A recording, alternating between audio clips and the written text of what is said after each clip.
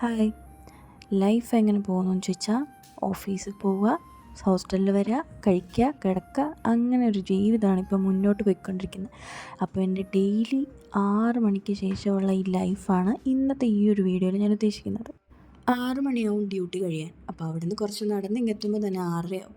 അപ്പോൾ ബാങ്കൊക്കെ വിളിക്കുന്ന സമയമാണ്. അപ്പോൾ ജനാലയൊക്കെ തുറന്നിട്ട് അതൊക്കെ കേട്ടൊന്ന് റിഫ്രഷ് ആയതിന് ശേഷം നേരെ തന്നെ കുളിച്ച് റെഡിയായി ഇനി നേരെ തന്നെ കുക്ക് ചെയ്യാനാണ്. ആദ്യം ചായയൊക്കെ കുടിക്കണം. ചായയും കുടിച്ച് സ്നാക്സൊക്കെ കഴിച്ച് റെസ്റ്റ് എടുത്തതിന് ശേഷം പിന്നെ ചോറുണ്ടാക്കുവാണ്. കുക്കറിലിട്ട് പെട്ടെന്ന് തന്നെ റെഡിയാക്കും. കറി ഉണ്ടാക്കാൻ ഇത്തിരി താമസം.